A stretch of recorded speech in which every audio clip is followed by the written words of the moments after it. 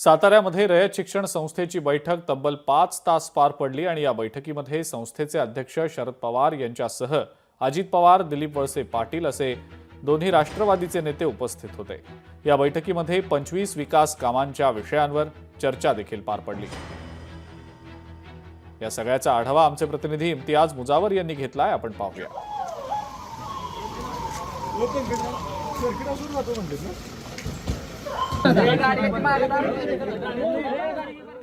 राज्याचे उपमुख्यमंत्री अजित पवार हे आज साताऱ्यामध्ये शरद पवार यांच्या बैठकीमध्ये सामील झाले होते। आज रयत शिक्षण संस्थेच्या या काउन्सिल बैठकीमध्ये दोन्हीही पवार एकत्रित आले होते। याबरोबर वळसे पाटील त्याचबरोबर मकरंद पाटील असे दिग्गज दोन्ही पवार गटाचे नेते या बैठकीला उपस्थित होते। आता अजित पवार हे पुढच्या बैठकीला रवाना होत आहेत। आपण पाहू शकतो की अजित पवार आणि त्यांच्या समेत शरद पवार या गटाचे सगळे कार्यकर्ते या ठिकाणी सामील झालेले आहेत। अजित पवार यांनी नुकतंच या ठिकाणी 5 तास ही बैठक सुरू होती आणि या बैठकीमध्ये तब्बल 25 विषय हे हाताळले गेलेले असल्याचे देखील अजित पवार यांनी सांगितलेले आहे। त्यामुळे या सगळ्या साताऱ्यात झालेल्या रयत शिक्षण या बैठकीमध्ये बरेच विकासात्मक मुद्द्यांची चर्चा देखील झाली असल्याचं अजित पवार यांनी सांगितलं आहे।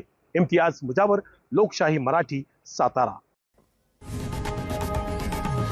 लोकशाही मराठी ऐका, पहा, जागरूक रहा।